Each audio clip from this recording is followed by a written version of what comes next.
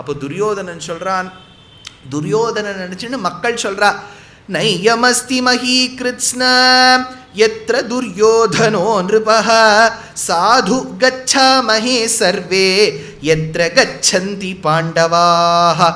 அப்போ என்ன சொன்னார், துரியோதனன் எந்த ஊரில் ஆள்கின்றானோ, எந்த ஊரில் பாண்டவர்கள் இல்லையோ அந்த பூமி அழிஞ்சு போகும்னுட்டார். இது ஸ்ரீமத் ராமாயணம். நான் அப்பப்போ மகாபாரதம் சொல்லும்போது தொட்டுண்டே இருப்பேன் ராமாயணத்தை. ஏன்னா நம்ம நாட்டுக்கு, நம்ம சனாதன தர்மத்துக்கு ஆதார நூலே ஸ்ரீமத் ராமாயணம் தான். மகாபாரதத்தை விட பல பேர் கொஞ்சம் கோபம் வந்துடும், ஏன் சுவாமி மகாபாரதத்தில் தானே பகவத்கீதை இருக்குது, மகாபாரதத்தில் தானே விஷ்ணு சஹஸ்ரநாமம் இருக்குது, எல்லாம் இருந்துட்டு போட்டோம். ராமாயணம் தான் நமக்கு ஆதார நூல். நான் மகாபாரதம் சொல்லும்போது ராமாயணத்தோட பெருமை சொல்கிறேன்னா பார்த்துக்கோங்க. ஆனால் கஷ்டகாலம் என்னென்னா, அப்பேற்பட்ட தர்மோ விக்கிரகவானுக்கு 3 ஏக்கர் நிலத்துக்கு நம்ம சண்டை போட்டுருக்கோம். நமக்கெல்லாம் 4-5 வீடு இருக்குது, இங்கே பிள்ளை வீடு வாங்கியிருக்காங்கிறோம், விதேசத்தில் வாங்கியிருக்காங்கிறோம், அவருக்கு ஒரு வீடு இல்லை, அது நம்மளால் கொடுக்க முடியல. என்ன ஒரு கஷ்டகாலம் வருது. அதனால் சாது கச்சாமஹே சர்வே எத்திர கச்சந்தி பாண்டவாக. ஐயோ, ஸ்ரீமத் ராமாயணத்தில் சீதா பிராட்டி ஹனுமான் கிட்ட வந்து பேசணும், அதுக்கு முன்னாடி ராவணன் வந்துடுறான். அப்போ ராவணன் வந்து பட்டு புடவை என்னென்னவோலாம் வச்சு, அது ரெட்டைப்பேட்டா வேறு இருக்குது, மவுண்டன் பார்டர்லாம் போட்டிருக்கு, யாருக்கு வேணாலும் பிடிக்கும், நேக்கே பிடிக்கும். நானும் பாருங்கள் மவுண்டன் பார்டர்லாம் போட்டிருக்கேன். சீதை வேண்டான்னு விட்டான், எப்படி இருக்குது பாருங்க. சீதை எனக்கு வேண்டான்னா, அப்போ சீதை சொல்லி பார்க்குறா, ராவணா உனக்கு நான் உபதேசம் பண்ணி பார்க்குறேன், நீ கேட்க மாட்டேங்கிற, ஒருவேளை நான் விதேசத்துலேருந்து வந்திருக்கேங்கிறதுக்காக நீ கேட்காமல் இருக்கியோ என்னமோ. ஆனால் ஒன்று ராவணா, ஒன்றே ஒன்று, உங்கள் ஊரில் உனக்கு உபதேசம் பண்ணக்கூடியவா யாரும் இல்லையா? நீ இதே ஊரு சிட்டிசன்ஸ் யாரும் இல்லையா? யாரோ ஒத்தராவது நல்லது சொல்கிறதுக்கு இல்லையா? எதி சந்தோன வாசந்தி, உங்கள் ஊரில் நல்லவாளே கிடையாதா கேட்குறா. கேட்ட உடனே கொஞ்சம் யோசிச்சு பார்க்குறா, இல்லையே, திரிஜட்டையுடைய அப்பா இருக்காரே விபீஷணன், மாத்தினுட்டா. சதோவா நானும் வர்த்தசே, ஆமாம் இருந்துட்டா மட்டும் அவன் பேச்சை நீ ரொம்ப கேட்டுற போகிற. எப்படி இருக்கு பாருங்க சீதையோடைய பேச்சு. உங்கள் ஊரில் நல்லவா யாரும் இல்லையா நினச்சி பார்த்தோன்னே, இல்லை இல்லை ஆமாம் இருந்துட்டா மட்டும் நீ பேச்சை கேட்டுற போகிற.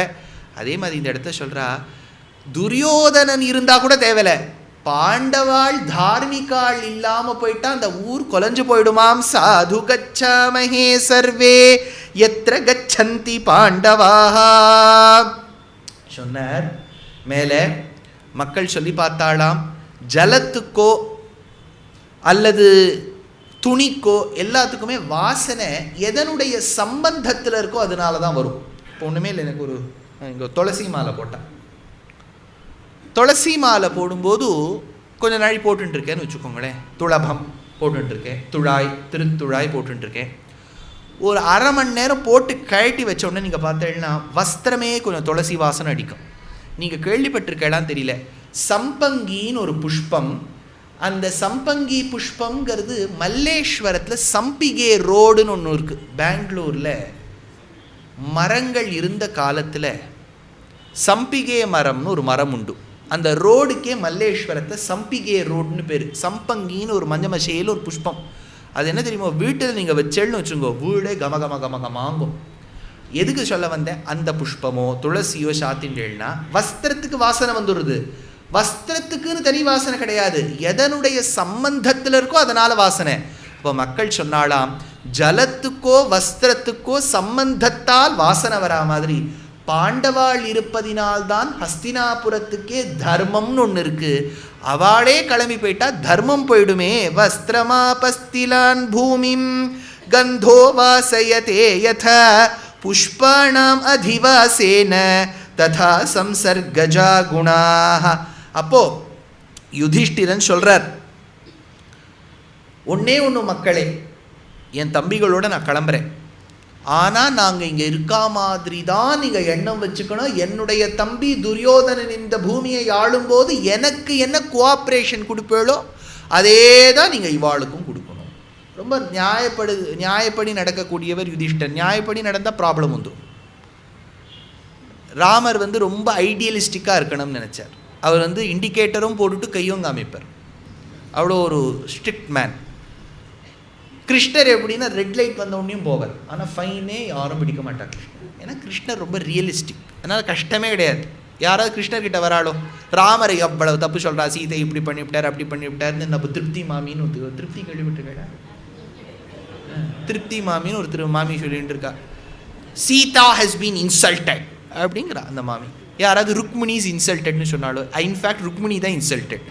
ஏன்னா ஒரு ஒய்ஃப் இருக்கும்போது இன்னும் 16,107 ஒய்ஃப்ஸ் ஒருத்தர் கல்யாணம் பண்ணிட்டு இருக்காருன்னா அந்த ஃபர்ஸ்ட் ஒய்ஃப்க்கு கோவம் வருமா வராதா? ருக்மிணிக்கு தான் வாஸ்தவமாக சண்டை போடணும். ஆனால் எல்லாரும் சீதைக்கு தான் பாவம் அட்வொகேட் ஆகிடுவா. ஆயிடுதா? வாலியை ஏன் இப்படி மறைந்து நின்று கொன்றார், அது ஒரு கேள்வி. இப்படி கேட்டுட்டே இருப்பார். ராமர் மேலே இத்தனை கேள்வி, கிருஷ்ணர் மேலே ஏதாவது ஒன்று வரதே இல்லை. அவர் நம்மளை மாதிரி இருக்கார். அதனால் யாரும் கேள்வியே கேட்க மாட்டார். இப்போ தர்மராஜர் ரொம்ப ரியல் ஐடியலிஸ்டிக்காக இருக்கணும்னு நினச்சி தான் தகராறே. அவர் சொல்கிறார், ததஹம் பிராத்ரு சகிதஹ சர்வான் விஜ்ஞாபயாமி வஹ நான்யதா தத்தி கர்த்தவ்யம் அஸ்மத் ஸ்னேஹானுகம்பயா அப்படின்னு சொல்லிட்டு பிரிமாணம்னு சொல்லிட்டு ஒரு ஆலமரத்துக்கிட்ட வந்தாளாம். யுதிஷ்டிரர் அங்கே அமரும் போது ஷௌனகர்னு ஒரு ரிஷி வந்தார். அவர் சொல்ல ஆரம்பிச்சார், அப்பா யுதிஷ்டிரா வருத்தப்படாதேன்னர். ஏன் யுதிஷ்டன் வருத்தப்பட்டாதானே யாராவது படாதேன்பா? இப்போ யாரும் சந்தோஷமாக இருக்கா, வருத்தப்படாதீங்கோ. நான் வருத்தமே படலையே சுவாமின்பா. அவர் வருத்தப்பட்டிருக்கார். ஏன் அது சொல்ல வரேன்னா, ஸ்ரீமத் ராமாயணத்திலும் ராமர் வருத்தப்பட்டார். ராமர் ஒரிஜினலாக சொல்லும்போது கை காட்டுக்கு போன்னு சொல்லும்போது, அம்மா நீ சொல்லிட்டா நான் எங்கே வேணாலும் போவேம்மா, நான் காட்டுக்கு கிளம்புறேம்மா அப்படின்னு சொல்லிட்டு சீதையெல்லாம் கூட்டின்னு போனார். காட்டுக்கு போனோன்னே விராதன் ஒரு அரக்கன் வரான், சீதையை கிட்னாப் பண்ணின்னு போய்ட்றான். அந்த காலத்தில் இந்த மோஸ்ட் கிட்னாப்டு சீதை திரௌபதி தான், 2 பேர் மேக்ஸிமம் கிட்னாப் பண்ணியிருக்கான். சீதையை கிட்னாப் பண்ணின்னு போய்ட்றான் விராதன். அவள் ஓன்னு அழுதுட்டு இருக்கா, ஓ ராம் லக்ஷ்மண் அப்படின்னு அழுதுண்டே ஓடுறான். அப்போ பின்னாடி ராமர் போயிட்டு இருக்கார். அப்போ ராமர் ஒரு அழறார். அது ஆரண்யா காண்டத்தில் வருது. பொதுவாக உபன்யாசகர்கள் இந்த ஸ்லோகத்தை அப்படியே குவைட்டாக எஸ்கேப் பண்ணிவிடுவாள். ஏன்னா அது ராமருடைய ஒரிஜினல் கேரக்டருக்கு கொஞ்சம் டீவியேட் ஆகும். நமக்கு அப்படி இல்லை, இருக்கிறத அப்படியே சொல்லணும். எப்போவுமே இருக்கிறத நம்ம அப்படியே சொல்லிட்டோம்னு வச்சுக்கோ, மக்கள் டிசைட் பண்ணிப்பான். நம்மளா அதை ஃபில்டர் பண்ணிலாம் கொடுக்கக்கூடாது. We have no rights. வால்மீகியே சொல்லியிருக்காருன்னா எனக்கு என்ன ரைட் இருக்குது சொல்லுங்க ஃபில்டர் பண்ணுறதுக்கு? அதனால் அந்த இடத்துல ராமர் அழுவர், லக்ஷ்மணா சீதை இந்த இடத்துல நாங்கள் 2 பேரும் சந்தோஷமாக அயோத்தியாவில் இருக்கலாம்னு பார்த்தா காட்டுக்கு வந்தோம். காட்டில் நன்னா இருக்கலாம்னு பார்த்தா ஒருத்தன் கடத்தின்னு போயிட்டான் சீதையை. நான் இப்படி கஷ்டப்படணுங்கிறதுக்காக தான் எங்கள் அம்மா கைகேயி காத்துட்டு இருந்தா போல இருக்கு. நமக்கு ஒரிஜினலாக ராமர் அப்படிலாம் நினைச்சே பார்க்க முடியாது. பாருங்க, ராமர்னா 100% பர்ஃபெக்ட் கம்ப்ளீட் மேன், ரேமண்ட் மாதிரி இருப்பார் அவர் இல்லையா? அப்படி தானே நம்ம ரேமண்ட் மாதிரி நினச்சிட்டு இருக்கோம். பர்ஃபெக்ட் புருஷோத்தமன், புருஷோத்தமன் தான். ஆனால் மனித குணம்ங்கிறது ஒன்று இருக்கும் இல்லையா? யுதிஷ்டனும் வருத்தப்படுறார். சட்டுன்னு ஹம்சதூளிகா பரியங்கத்துலேருந்து விட்டுட்டு ஏதோ ஒரு காட்டில் போய் எங்கேயோ படுத்துக்கோனா கொஞ்சம் கஷ்டம் தானே. நம்ம பாடலாம் கல்லும் முள்ளும் காலுக்கு மெத்தைன்னு. அவள் ராஜாக்களாக இருந்தவா. சாதாரணப்பட்ட நமக்கே கீழே படுக்கிறது கஷ்டம். நானே அடியேன், எனக்கு இப்போ 32 வயசு, 16-18 வயசு இருக்கேன். எங்கள் ஆற்றுல என் கசின்ஸ்லாம் வரும்போது நாங்கள்லாம் கீழே தான் படுத்துப்போம். இப்போ ட்ரெண்டே மாறிடுது. அவாவா ஒரு ரூம் கேட்குறான், எல்லாரும் ஒரு ரூம். நாய்க்குட்டிக்குன்னு ஒரு தனி ரூம் கொடுக்க வேண்டியதாக இருக்குது. அது நாய்க்குட்டி, ஐ வாண்ட் ப்ரைவசி. ஏன் கேட்குறேன்? நான் போர்ட்லேண்டுக்கு போகிறேன். போர்ட்லேண்ட்லேருந்து சியாட்டில் ரோட்டில் போயிடலாம். நான் காரில் போயிட்டு இருக்கேன் உபன்யாசத்துக்கு. அங்கே பார்த்தா டாக் ஹோட்டல்னு இருக்குது. நான் ஆச்சரியப்பட்டு போயிட்டேன். நம்ம ஊரில் இப்போது மதுரையிலெல்லாம் மீனாட்சி சில்க்ஸ், மீனாட்சி பவன் அப்படின்பா. ஸ்ரீரங்கத்தை போத்தேன்னா ரங்கநாதா சில்க்ஸ். இந்த ஊரில் ஏதோ டாகுன்னு ஒன்று இருக்குது போல இருக்குது. டாகுன்னு சொல்கிறாளேன்னு கேட்டால் அது வாஸ்தவமாகவே டாக் ஹோட்டலாம். ஆற்றுல வளர்க்கக்கூடிய டாகுக்கெல்லாம் ஆற்று சாப்பாடு சாப்பிட்டு போர் அடிச்சு போயிடுவோம். அப்போ இந்த டாக் ஹோட்டல் கூட்டுன்னு வந்தால் அதுக்கு ஏற்ற மாதிரி அதுக்கு பிடிச்ச பண்டங்கள்லாம் வாங்கி தருவாளாம். வாஸ்தவமான கேட்குறதுக்கு நல்லா தானே இருக்குது. அதனால் எல்லாருக்கும் ப்ரைவசி வேணுமா இருக்குது, எல்லாருக்கும் ஃபெசிலிட்டிஸ் வேணுமா இருக்குது. நம் போல்வாருக்கே இப்படி இருக்குன்னா, ஹஸ்தினாபுரத்துக்கு யுவராஜராக இருக்கக்கூடியவள், அதே சமயத்தில் யாக்ஞசேனி கிருஷ்ணான்னு கொண்டாடப்படக்கூடியவள் காட்டில் போயிருக்கான கொஞ்சம் வருத்தம் இருக்குது. அப்போ ஷௌனகர் வந்து சொல்கிறார், மானசேன ஹி துக்கேன ஷரீரம் உபதப்யதே அயப்பிண்டேன தப்தேன கும்பசம்ஸ்தித ஓதகம். என்ன சொல்கிறார்? ஒரு அயர்ன் பால் இருக்கு இல்லையா, அதை நல்லா சூடு பண்ணிடுறேன். இப்போ நீங்கள் லேபாக்ஷின்னு ஒரு கோவில் இருக்குது, கேள்விப்பட்டிருக்கலாம் தெரியல. அங்கெல்லாம் போனேன்னா சிங்கத்தோட வாய்க்குள்ளே ஒரு ஸ்டோன் பால் இருக்கும். அது வாயிலேருந்து எடுக்கவே முடியாது.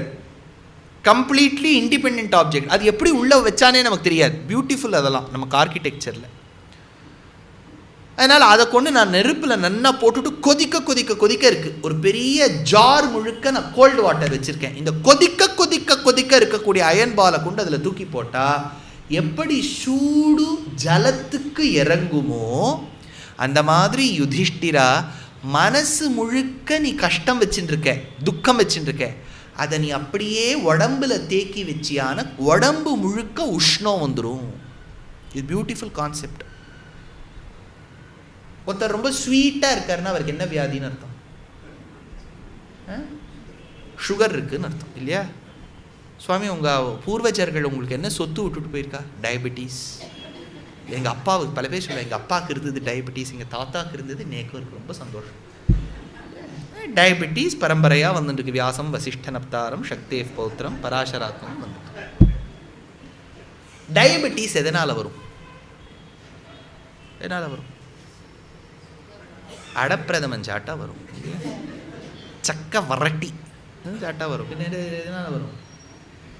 எதனால் வரும் சொல்லுங்களேன். சுகர் சாட்டா வரும். ஒத்துக்கிறீங்களா? இல்லைங்கிறது அவர். இன்சுலின் டிஃபிஷியன்சி, அது டெக்னிக்கலாக நீங்கள் போகிறீங்க.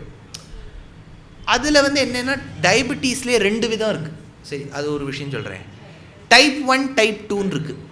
டைப் 1 எப்படின்னா உங்கள் பேங்க்ரியாஸில் ஐலெட்ஸ் ஆஃப் லாங்கர் ஹேண்ட்ஸ்னு ஒன்று இருக்கும். அதுதான் இன்சுலின் ஒன்று தயாரிக்கும். ஏன்னா நம்ம சாப்பிட சாப்பிட ஜீர்ணிக்க பிளட் சுகர் ஜாஸ்தியாகிட்டே வரும். அதை கவுண்டர் பண்ணுறதுக்கு பெருமாள் என்ன பண்ணியிருக்காரு, நம்ம உடம்புல இன்சுலின் ஒன்று வச்சுருக்காரு. அது பிரத்யஸ்திரம்னு பேர். கரெக்டாக வரும். கொஞ்சம் குறைஞ்சி கொடுத்தானே நமக்கு சுகர் இருக்குதுன்னு சொல்கிறோம். அதில் டைப் 1ன்னு ஒன்று இருக்குது. அது எப்படின்னா ஜெனட்டிக்காகவே வந்திருக்கும் அது.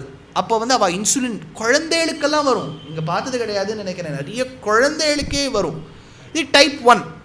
டைப் 2ங்கிறது அது லேட்டர், நம்ம லைஃப் ஸ்டைலை பேஸ் பண்ணி வரும். ஆனால் ஒன்று, நீங்கள் எந்த டாக்டர் வேணாலும், இந்த கூட்டத்தை டாக்டர் இருக்கலாம், எங்கே வேணாலும் போய் கேளுங்க, சுகர் சாப்பிட்றதுனால தான் சுகர் வருதுங்கிறது கிடையவே கிடையாது. ஸ்ட்ரெஸ்ஸுன்னு ஒரு ஃபேக்டர் இருக்குது.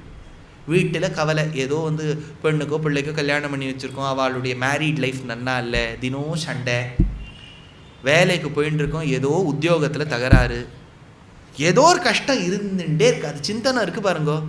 மனசளவில் ஸ்ட்ரெஸ் இருந்துட்டானா ஃபஸ்ட்டு டயபெட்டிஸ். அதனால் சுகர் சாப்பிட்டா டயபெட்டிஸ் தான் வரும், சுகர் சாப்பிட்டா தான் வரும் அப்படிங்கிற எண்ணத்தை விட்டுருவோம். நான் என் கண்குளிர பார்த்துருக்கேன். எவ்வளவு இடத்துக்கு போகிறேன், நிறைய பெரியவர்கள் நல்லா ஸ்வீட் சாப்பிடுவான், ஒரு வியாதி இருக்காது.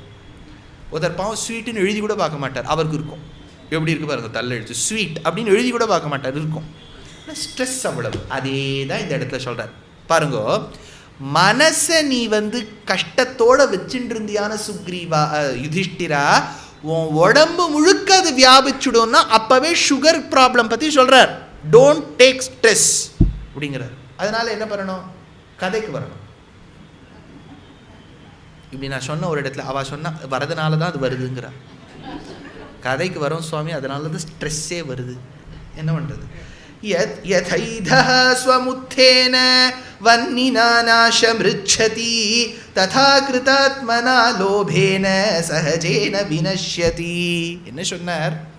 யஜ்ஞத்துக்கு நம்ம என்ன பண்ணுவோம்னா கட்டையை வச்சு தான் அக்னியை ஏற்றணும். அரணிக்கட்டைன்னு பேர். அரணிக்கட்டை is a type of wood. வுட்டை வச்சு தான் நம்ம நெருப்பு ஏற்றுறோம். ஆனால் அந்த நெருப்பு கடைசியில் அந்த வுட்டியே எரிச்சிடும். கவலைங்கிறது நம்மளே அரிச்சிடும். யுதிஷ்டிரா கவலைப்படாதே. சவுனகர் சொல்றார், அப்பா நல்லவர்கள் இருக்கா பூமியில், அதே சமயத்தில் கெட்டவாள்லாம் இருப்பா. கெட்டவா இருக்காளேங்கிற பயத்திலேயே இருக்கக்கூடாது. நல்லவர்களுடைய நல்நடத்தை இந்த உலகத்தை திருத்தும். அஹோபத மகத் கஷ்டம் விபரீதமிதம் ஜகத் ஏனா பத்ரபதே சாதுர் அசாதுஸ்தேன துஷ்யதி. சொல்லிட்டு சொல்கிறார், உங்களுக்கெல்லாம் ஹெல்த் நல்லா இருக்கும். ஒன்று தெரிஞ்சுக்கோங்க, நம்ம சனாதன தர்மத்தில் அத்வைதமாகட்டும், விசிஷ்டாத்வைத்தமாகட்டும், துவைத்தமாகட்டும், எல்லா ஃபிலாசபியும் ஒன்று சொல்லும். ஆத்மா வேறு, சரீரம் வேறு. ரெண்டும் ஒன்றுன்னு சொல்லிட்டு தானே அது வேதாந்தமே கிடையாது.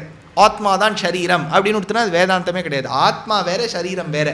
அடுத்த லெவலில் தான் நமக்கு சொல்கிறோம் பரமாத்மாவும் ஜீவாத்மாவும் ஒன்றா வேறையா, அதெல்லாம் அப்புறம் அடுத்த லெவல். சரீரமும் ஆத்மாவும் வேறு. ஆத்மா அழியாது, சரீரம் அழியும். சிம்பிள். சரீரம் அழியும். அதனால தான் நம்ம சனாதன தர்மத்தில் என்ன பண்ணுறோம், சரீரத்தை என்ன பண்ணுறோம் சார், ஆற்றுல வச்சுக்கணும் சார், பாட்டியை ரொம்ப பிடிச்சிருக்கு, பாட்டி போனோம்னா அப்படியே பாடியை ஷோகேஸில் வச்சுக்கணும் சார். என்ன பண்ணுறோம், பாட்டியை எரிச்சிடுறோம். பிடிச்ச பாட்டியாக இருந்தாலும் 2வது நாள் கூட தாங்காது, டபால்னு போய் குக்கீஸ் பிஸ்கெட் எரிக்கிற மாதிரி எரிச்சிடும். அந்த காலத்தில் எப்படின்னா கட்டையை வச்சு ஏற்றினா அது 11-12 நாள் ஆகும் வரத்துக்கு. இப்போல்லாம் இப்படி பாடி அப்படியே குக்கீஸ் பிஸ்கெட் மாதிரி போட்டேன்னா வெளில அப்படியே சாம்பலாக பொடியாக வந்துடுது. பாட்டிலாக எடுத்துன்னு போயிடலாம். இது நம்ம எவ்வளவு லோரியல் எல்லாம் வச்சு பார்த்துட்டு இருக்கோம், டகால்னு அங்கே பொடியாக வந்துடும். இப்படி நான் ஒரு இடத்துல சொன்னேன், ஒருத்தர் டவுட் கேட்டார், சார் சரீரம் அழியோங்கிற எரிச்சுடுறோங்கிறோம், ஆனால் சன்னியாசிகளை மட்டும் பிருந்தாவனப்படுத்துகிறோமே, இது சரியா? கரெக்டாக கொஸ்டின்? இது கொஸ்டின் கரெக்டாக, ஆன்சர் அப்புறம் பார்த்துக்கலாம். கொஸ்டின் கரெக்டு தானே? அப்போ நம்ம என்ன சொல்லணும், இல்லை சார் சன்னியாசிகள்னால் அவளை பிருந்தாவனப்படுத்தணுங்கிறது. ஆனால் எங்கள் ஆச்சாரியன் எனக்கு கற்றுக் கொடுத்த 5 ஆச்சாரியர்களில் ஒரு ஆச்சாரியன் சொல்லுவார், the concept of barring sannyasis was never in Sanatana Dharma. அது ஒரு 500-600 வருஷமாக தான் இருக்குது. மத்வ சம்பிரதாயத்தில் ராகவேந்திர தீர்த்தர்னு இருந்தார், பிரசித்தமானவர் இல்லையா? அவரை முதல்ல பிருந்தாவனப்படுத்தினா அப்புறம்தான் பிருந்தாவனம் கான்செப்ட் வந்ததே ஒழிய முன்னாடி இருந்த சன்னியாசிகளை பிருந்தாவனப்படுத்தினதா அவ்வளவா நமக்கு சான்று கிடைக்கலேம்பர். சில பேர் ஒத்துவா, சில பேர் ஒத்துக்க மாட்டா. என்ன பண்ணுறது? சில பேர் சொல்லுவார், நீங்கள் தானே சொல்கிறேன் ராமானுஜரை கீழே திருப்பள்ளிப்படுத்தினான்னு. அது இன்னொரு கான்செப்ட். ராமானுஜருடைய சரீரம்தான் மேலே உட்காந்துருக்கு ஸ்ரீரங்கத்தில், அது 200% தப்பு. இல்லை சார் நகம் வளர்றதான், அது ஏதோ ஒன்று வளர்ந்துட்டு போட்டோம், அது ராமானுஜர் கிடையாது. ராமானுஜருடைய விக்கிரகம் தான் மேலே இருக்கே ஒழிய அவருடைய பாடியெல்லாம் வைக்கலை. ஆனால் தியரி 2 இருக்குது. என்னென்னா அவருடைய திருமேனியை கீழே திருப்பள்ளிப்படுத்தினா, பிருந்தாவனம் மாதிரி கீழே புதைச்சிருக்கா. இது தியரி 2. இதுதான் எல்லாரும் ஜாஸ்தி நம்புறா. 3வது சில பேர் என்ன சொல்லுவான்னா, அங்கே திருப்பள்ளி படுத்தலை ராமானுஜரை, திருப்பள்ளி படுத்தி விட்டாங்கிறத எப்படி நம்ப வைக்கிறது? போனவாள்லாம் குளிச்சுட்டு வருவாளாம், அந்த இடத்துக்கு போயிட்டு குளிச்சுட்டு வருவாளாம். ஏன் குளிக்கிறேன்னு கேட்டால் அங்கே ராமானுஜர் அப்படின்னா அங்கே திருப்பள்ளி படுத்திருக்காங்கிறத நம்ம ப்ரூவ் பண்ணிடலாமே, குளிச்சுட்டா ப்ரூவ் பண்ணிட்டுறதா ஆகிடுமே அப்படிங்கிற ஒரு நம்பிக்கையில் சொல்லுவா. எதுக்கு இது சொல்ல வந்தேன், சனாதன தர்மத்தை சரீரம் எப்பேற்பட்ட ஆசாமி தான் இருந்தாலும் அது அழியும், அவ்வளோதான். இப்போ இந்த அழியக்கூடிய சரீரம் தான் நமக்கு உபாசனா பண்ணுறதுக்கு சாதனம். whether we like it or not, it is only through the body that we can perform all our spiritual activities. தியானம் பண்ணுறதுன்னா ஆத்மாவா தியானம் பண்ணோம், நம்ம சரீரத்தை ஒருநிலைப்படுத்தி ஆசனத்தில் அமர்ந்து யமம் நியமம் ஆசனம் பிராணாயாமம் முடிஞ்ச உடனே தான் நமக்கு மனசு கான்செப்ட் நம்ம உள்ளுக்குள்ளே போட்டு இந்திரியங்கள்லாம் அடக்கி கிடக்கி எல்லாமே பண்ணுறோம். அதனால் ரொம்ப முக்கியமான விஷயம் சரீரம். அந்த சரீரத்தை எப்படி பாதுகாக்கிறதுன்னு கேட்டால் விட்டமின் டி வேணும். நீங்கள் என்ன சொல்கிறேன்? விட்டமின் டி இன்றைக்கி ரொம்ப எனக்கு கிடச்சி கொடுத்து, ட்ரிஷூரில் கொதிக்க இருக்குது. ஒரே விட்டமின் டி தான் எனக்கு இன்றைக்கி முழுக்க. யாருக்காவது வேணும்னா கொடுங்க, நான் கொடுக்குறேன் கொஞ்சம். அந்த அளவுக்கு விட்டமின் டி வந்துடுத்து இல்லையா? இப்போ நீங்கள் சியாட்டில், நார்வே, இந்த யூரோப்லேயே சில நாடுகளுக்கெல்லாம் போனேன்னா வெயிலே வராது, சூரியனே அவள் பார்க்க மாட்டா. சூரியனை பார்த்து எவ்வளோ நாள் ஆச்சுன்னா 4 மாதம் ஆச்சும்பா, சுலபமாக சொல்லிவிடுவா. நம்ம சூரியனை சென்னையில் அது வருஷம் முழுக்க சூரியனே தான் அவள் பார்த்துட்டு இருக்கா. சூரியன். ஆனால் ஒன்று, சூரியன் மட்டும் இல்லைன்னு வச்சுக்கோங்க, நமக்கு பிடிக்கல அவர் வந்தால் கொஞ்சம் சுடுறது. ஆனால் சூரியன் இல்லை, நம்ம இல்லை, சாப்பாடு வராது, நம்ம கிடையாது. விட்டமின் டி எவ்வளோ முக்கியம், ஆரோக்கியங்கிறது அவ்வளோ முக்கியம். இப்போல்லாம் டாக்டர் கிட்ட போனேன்னா சொல்கிறா விட்டமின் டி டிஃபிஷியன்சி இருக்கா பாருங்க. ஷவுனகர் சொன்னார், உடம்பை நன்னா பார்த்துக்கணும், உடம்பு நன்னா இருக்கணும்னா விட்டமின் டி வேணும். விட்டமின் டி யார் கொடுக்குறா? சன்லைட் எங்கேன்னு வருது? சன் அப்படின்னா சூரியனை பிரார்த்தனை பண்ணு, அப்புறம் தான் அக்ஷய பாத்திரம் அவளுக்கு கிடைக்கும்.